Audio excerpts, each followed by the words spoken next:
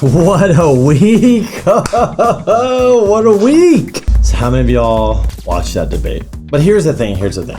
I'm here to talk about real estate, personal finance, what's going on in the market, how it affects housing, how it affects interest rates, what's happening with housing. And you know what? I did not really hear much about housing, which was really frustrating. Yeah, we heard something, a little mumble about Joe Biden's gonna build 2 million homes. Good, love it. We need housing. I heard also he said something about he's gonna cap rents. Guys, look at New York, look at San Francisco, look at LA. Does anybody realize rent control for the last time does not work? Build affordable housing, support builds of build affordable housing, build more housing to get out of this. We need to build.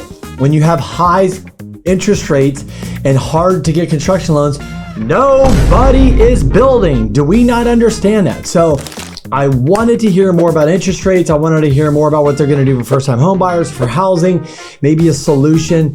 What I thought would have been cool is, hey, is there a solution of how you're going to get people to sell their homes? Those first-time home buyers that are locked in their homes, they should have talked about it. A question would have been like, what would you do to solve this problem? Is there anything creative you would have come up with? So I was a little bit disappointed in the CNN host. They didn't ask more about housing. They didn't push more about it. Hey, Trump's a real estate investor. Biden knows that, hey, every day they're getting hammered about this whole housing, the affordability, the interest rates. They're not building. There's no supply. It's a joke. Yes, there's some cities like, in Austin and Florida and maybe parts of Arizona and things like that that have more supply than others. But look, across the country, there just really isn't it. You can just look at the numbers. The numbers don't lie. The data does not lie. And so that I was disappointed out, but terrible debate. Honestly, both sides, I think, just terrible. We got nowhere, no real answers. So that's where we're at. I did a podcast, if you guys didn't catch it, about Trump and Biden, what's that going to do for real estate. So I'm not going to get into here, but if they debate again, if Joe is still running for president, whatever it is, I want to see a lot more topics about housing. And I know you guys too at this point. I want to see those interest rates down. I want to see how they're going to make it more affordable. The other thing they didn't talk about, the other big problem with real estate that we're going to get into today that they did not talk about is this little thing that's really starting to be it's really starting to create major problems is insurance. Here in California, it is getting ridiculous, folks. It is out of control, the cost of insurance. Some of the quotes we're getting back, rape. It's literally rape. It's literally unbelievable how people are paying. People are paying $1,500 a year for these policies. Now they're $9,000. So I'm going to get into that. But so Trump, Biden, debate about more on inflation, more about how you're going to help housing, how you're going to help the first-time home buyer, how you're going to get rates down, how you're going to get that lock-in effect to ease those people to get out, and also what are you going to do in these states like California and Florida and other states where insurance is out of control. And we already see as I shoot this video, there's a gnarly storm in the Caribbean right now that's a Cat 5 that's never been in June. We got warm waters.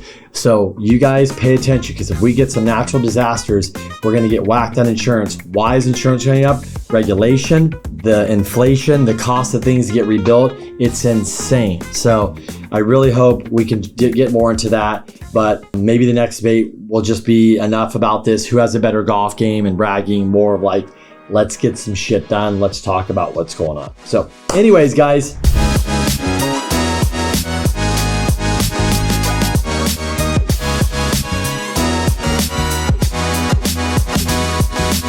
Welcome back. It's another week. Your one and only Kenny Simpson here. If this is your first time here, welcome to my channel. Welcome to the show.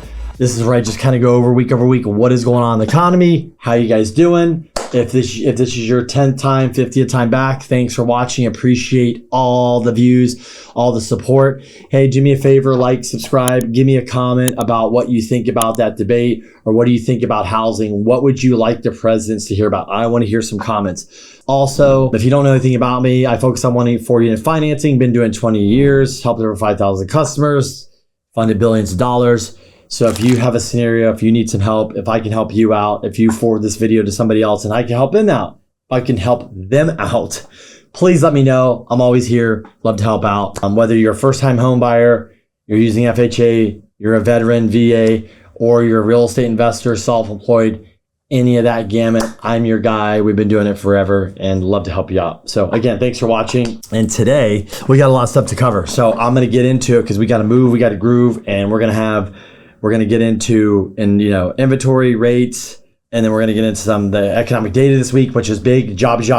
And then also we're going to get into some fun articles about housing and things like that. We are going to talk a little bit about some states that are the good ones to buy in. Some states, they say they're the bad ones to buy in. And also what's going on with insurance, dive a little more deeper there. How I'm definitely getting worried about this summer with probably tornadoes and natural disasters and also hurricanes. So definitely nervous because our insurance rates are already out of control and it's insane and something needs to happen quickly. So let's go into it. What do we always talk about? All right, everybody, let's jump into the inventory numbers. What is going on this week? We are total of 645,770. We hit the 11,638. So we got a little bit, we're in that 11 to 16,000 range that Logan always talks about that he loves. Mr. Logan at Housing Wire. So that's one of my gurus go to that I follow and watch. If you're not following him, watching him, you should follow him on Twitter, Instagram, and then check him out on Housing Wire where I get a lot of my good data and we talk about it here on the show. Here in San Diego, what's going on? New listings. Are we higher? Are we lower? Actually, guys, bad news. New listings is 578. We're down from last month, which is not last week. That's just not good. Listings sold 417. That looks good. But active listings, we're at 4431 last week. We're at 4487. A really, really crappy week. We're not getting the listings here in San Diego. It is painful. The lock-in effect is real. It's not just rates. It's because people bought a house that their step-up home let me give you an example. You bought a house here in San Diego for $750,000. Your step-up home, be like, man, one day I'd love to buy that $1 million house. Let's just call it $1 million. That's a good spread. Maybe it's 1.1, maybe it's 1.2. Okay. Now your home at $750. You thought, hey, maybe one day I'll sell it for $900. Then I'll take the money and I'll roll it in to buy the other house. Cool. Their house at $750 is now, let's just call it worth $1 million, which is probably worth more than what's probably $1 million or $1.2 million. Let's just say, because remember they bought this years and years ago. They didn't buy this yesterday, they bought it years ago. So the problem is that step-up house that was let's just call it $1 million. That is now probably anywhere from 1.5 to 2 million, 1.8. So even if rates are at 3%, 2% like they have now, they basically are like, if I sold this and I can now sell this, let's say I have $500,000 I can go put down on a $1.8 million home. That means I owe $1.3 million. Can't afford it. So they're out. So that step up buyer is really here is just, I think they're out of the game. That's why inventory sucks. On top of that, they're just redoing bedrooms, bathrooms, kitchens. They're outdoor. They're just staying in their house. They're getting a HELOC. They're not going anywhere, unfortunately. The people that are really going to go somewhere, maybe have help from mom, dad, grandpa, inherit money, get a job, get an exit, something where they can move up. But most people, I think, are going to stay put, especially if you're 50s, 60s, and laters and your house is paid off. You're locked in a low rate payment. You're out, your taxes are low, you're not doing anything. So that is the problem. What is going on with mortgage rates this week? Well, we were doing pretty good. And then we actually had some good data, but because there's a lot of news and stuff going on, and honestly, nobody can put their finger on it. Japan has sold some treasuries, then it's the end of a quarter, and then it's this and that. Nobody knows, but the 10-year treasury is definitely up from where it was. It shot up, 20 basis points. So that does affect rates. So we started this week with rates higher. So double thumbs down, not good. So let's keep watching. But remember, this is what we're really focusing on. Jobs data. What is going on with jobs data? This week, we got lots of economic news. As I shoot this right now, Jerome Powell is speaking. He is not going to cut rates. They try to push him, say, are you going to cut in September? Even though there are some Fed officials saying we need to start preparing for a rate cut. Ooh, that's good news for us. So what do we got this week? We've got, ready, here we go. Construction, IMS manufacturing, Powell speech, job openings, auto sales, ADP employment, jobless claims, U.S. trade deficit, IMS, factory orders, U.S. unemployment report, unemployment rate, hourly wages. There is jobs. And then what do we got this week? There's like something going on Thursday. Oh, July 4th. So a lot of the data is actually that goes out Thursday is going to come out tomorrow, which is Wednesday. As I'm shooting this on Tuesday, if you guys know. So Wednesday, and I'm just letting you know reference. So we've got some reports out. Nothing too alarming. Nothing's changed. But those big job numbers are coming towards the later into the week, which is Friday, when a lot of you guys will probably be on vacation. Because look, how many guys are taking a 4-day holiday? I know you're taking a 4-day. Thursday, Friday, Saturday, Sunday. Hopefully you're in a place like San Diego where the weather's beautiful. It's been beautiful here. A little bit warmer this year, nicer summer start than last year. It was gloomy, crappy, cloudy. We're already seeing, like in the Caribbean, it's hotter, warmer. The storms are starting. So keep our fingers and toes and pray for everybody that not too much devastation, but it's going to be definitely an insane year. So lots of data, lots of news. Everybody's getting over this election. But what else is going on out there? And let's go into some fun articles. So there's a lot of stuff going on about housing. Let's jump into them. You're hearing, oh my gosh, housing inventory spiked up 35% and this and that. Guys, I go over the data with you every single freaking week. And then every month, I give you the monthly webinar. That is on my channel, my YouTube channel. So if you're watching my YouTube channel, you should go check out the monthly webinar. It just got dropped. Honestly, I might have missed a month, but I'm back on track. But here's the thing is, I look at the data. So I don't have to go, I just ignore the news and all the bullshit and all the doomers and gloomers and YouTubers that all say it's going to crash, it's melting down, and inventory's up and blah, blah, blah. Yes, inventory's up. But remember, inventory in 2022 is like 200,000. Last year was 400,000. This year, 600,000. Guys, a normal year of inventory, normal, is probably over 1 million. We're not even there. When we had the crash, we had 4 million. So that's every month, there's like 1 million homes in the market. Now there's 600. At the crash, there's like 4 million homes in the market. Do you guys understand the difference there? Okay, cool. Like in San Diego, we have, like I told you, 4,500 homes for sale, maybe 5,000, not even. When you take out the high end stuff, there's not much. You take out the high end, the coastal that is like unaffordable to most people. Let's call it 2 million and up. If you want to say 1.5 million, I mean, I know we have unrealistic, crazy numbers here. Let's just call 1.5 million up. You probably eliminate 1,000 plus listings. Now you're down to 3,000. You eliminate, maybe I don't want condos or this. You're down to a small, finite amount of homes. Then you go into some sectors where the school district's really good and everybody wants to live. There's nothing. There's bidding wars. Everybody's overbidding. You got to go cash. You got to move contingencies. Like, we're in this. So when I hear inventory's up, of course it is, because we're at all-time lows. It's like when people go, foreclosures were up 300%. Well, when we're at zero and you go to, this number, of course they are. So don't get caught up in the headlines, get caught up in the data and watch the data, because you get the data right here. So if you're wanting, just refer back to me, my channel, and we always give you the data. All right, according to CNBC, 36% of Americans plan to take on debt for summer travel. Here's why that worries financial experts. Debt for summer travel. 36% of Americans plan to take on debt for summer travel using loans, buy now, pay later services, and borrow from family and friends. High credit cards. 26% of the travelers use credit cards, facing interest rates over 20%. Generational debt. Millennials, 47%, and Gen Z's 42% are most likely to incur vacation debt, often for family experiences. Budgeting trips. Experts advise planning ahead, setting travel budgets, and saving on some expenses to afford others. Saving strategies. Use frequent flyer miles, travel off peak, and be flexible when plans to cut on costs. Here's what I will say about this. Traveling, cutting costs. Any of us done it? Try not to book your plans during the summertime. It's the busiest. Go look online and say, when is the cheapest time to book travel? It can. There's places, certain airlines that run specials throughout the year. I don't know who they are. I just know one that does, like when we go surf in Mexico, this airline called Volaris. They have a thing, I believe, March or April, and you literally can get 80% off a flight somewhere down to Mexico. So if you're planning a trip, that's great. Obviously, if you're self-employed or can be creative or more nimble, try to travel like after the crazy holidays, not on those. You'll save tons of money. Obviously, use your miles, use your points, and save wherever you can.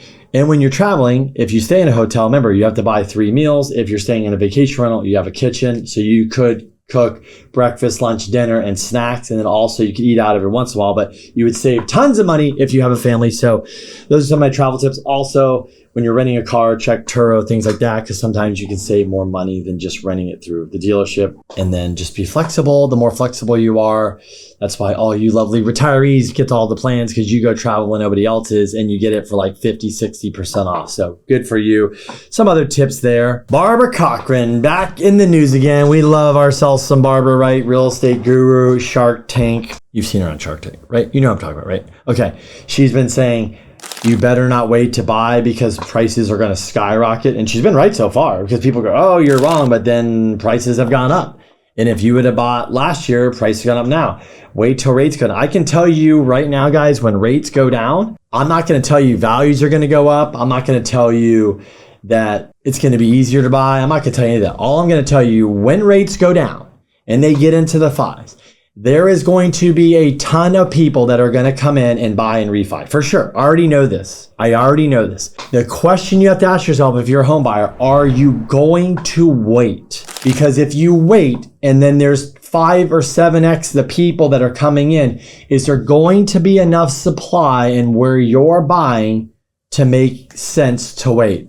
If the answer is no, then you know the house you're going to buy tomorrow in the future with a lower rate is going to be more than today. So keep that in mind. So Barbara Cochran says 3 cities to invest in real estate before prices skyrocket. Let's take a look. Why is she picking these 3 cities? These cities have young, educated population, strong growth, making them prime locations for real estate investment. Number 1, Columbus, Ohio. Average home value is $243,000. Holy smokes, up 6.9 the last year, with high demand in major companies like JP Morgan Chase, Abercrombie Fitch, boosting the local economy.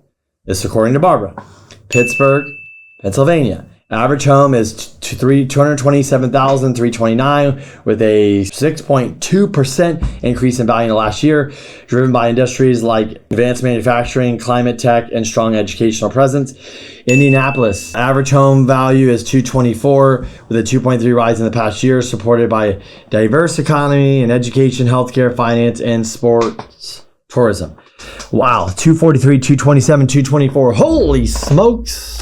Why is it so cheap there? I always say it's so cheap because nobody wants to live there. Is that wrong? Is that right? I don't know. I'm sure a lot of people live there, but why is it so expensive here? Because I think everybody wants to live here. Here's San Diego. Okay. Home insurance is killing people in some of these states. It is just crushing. It's getting out of control. People are losing insurance, car insurance, dog insurance. It's getting ridiculous, folks. This article talks about the home insurance shock hitting the housing market has landlords concerns too. Insurance premium concerns. 80% of housing investors are concerned about future home insurance premium hikes, with 37% being very concerned. Rising costs. The average U.S. insurance premium increased by 11.3% in 2023, which again, this year, we don't have the number. It already increased more. I'm not saying more than that, but it's increased above that number. Geographical. Coastal states, especially around the Gulf, saw the highest increases in home insurance premiums, with Texas homeowners experiencing a 20% rise. 20%. This is insanity, folks. That's crazy. I feel like it's worse. National increase. Even non-coastal states like Indiana and Iowa saw noticeable premiums like hikes of 12 and 13.5% respectively in 2023. And like I said, it's only getting worse because insurance companies are realizing the cost to fix things and all of this is much, much higher, and they're just passing it on. So this inflation thing is real. It's all over. It's not good. Midwest investor concerns. Investors across the country, including the Midwest, expressed significant concerns about potential for rising insurance premiums due to factors like climate risk and housing inflation. Absolutely. The cost of things go up. They're going to pass it on to you. Okay. Here's the 7 worst cities to buy a home, according to experts. I just like to read these to go through them. I want to hear you guys. I want to hear below the 7 cities. What do you guys think? Because I live in one of them. Maybe you do too. Do you find this to be a bunch of nonsense? So let's jump into it. California. The high cost of living, wildfires, droughts, tight housing inventory make an expensive and challenging place to buy a home. But you got to say, it's a beautiful state. The weather's beautiful. The people are beautiful. It's magical. Come right now in July. I'll see you at the beach. No complaining here. Florida, vulnerable to hurricanes and rising sea levels, leading to high insurance premiums and potential property damage. Well, you could say that about California, the insurance, right? Illinois, high property taxes, high crime rates, and financial instability, especially in Chicago, deter home buyers. Louisiana, prone to hurricanes and flooding, high insurance costs, and lower job growth make it less attractive for long-term investments. Did you notice the top two did not talk about financial problems? What do we got?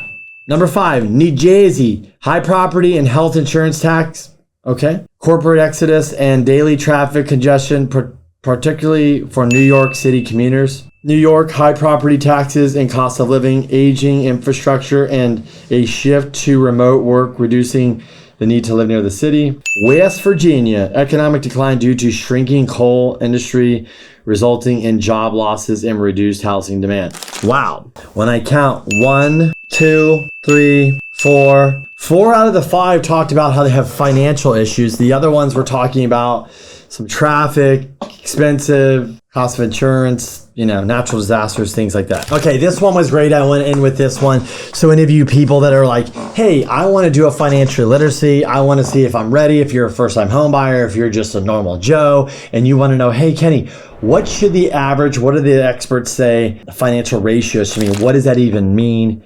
And so let's jump into it, because I want to go into this to see if you listening to this, let's see if you meet this. Maybe you watch this and you crush it. Maybe you're under it. Maybe you're like, hey, this is where they think you should be in your financial ratios. Because we always talk about a DTI ratio on mortgage, right? But this is a little bit different. So in this article, understanding financial ratios to achieve personal financial success. Definition and importance. Financial ratios are tools that provide insight into your financial health by comparing different aspects of your financial life, helping you make informed decisions. So here we go. Categories of ratios. Key personal financial ratios include liquidity, debt, savings, expense, and net worth ratios, each often unique insights into different aspects of your financial life. So let's go. Liquidity measures. Make sure your ability to cover short-term expenses and emergencies. An emergency fund ratio is critical, with experts recommending 3 to 6 months of expenses and liquid assets. Debt ratios. Help understand your financial obligations relative to your income assets. The debt to income ratio ideally would be below 36%, indicating manageable balance between debt and income. Saving and investment ratio indicate your ability to wealth. The savings rate and investment rate measure the percentage of income set aside for savings and long-term investments, respectively. Expense ratio, monitor and control spending. The housing expense ratio, for instance, should be below 30% of gross income to ensure housing remain manageable. That's not always doable. Net worth ratio. Provide a comprehensive view of your financial health by comparing total assets, total liabilities, helping you track progress towards long-term financial goals. I love that. One thing to keep in mind here is it's really hard when you're buying a house in places like California, Florida, maybe Austin, New York, where your debt to income ratio is that low. Typically, it can be much higher over here. So, you have to understand that. That's why there's so much dual income, dual household income here in California and places like that, because it's very hard to afford stuff. I don't even know what our average house is here in San Diego, but I think it's somewhere around maybe 900,000. Boy, it is up there. But anyways, guys, that is it for this week. Thanks for watching. We went through a lot of stuff. Hope you learned something. Hey, please share this video with somebody else. Who can I help? Who can you inform?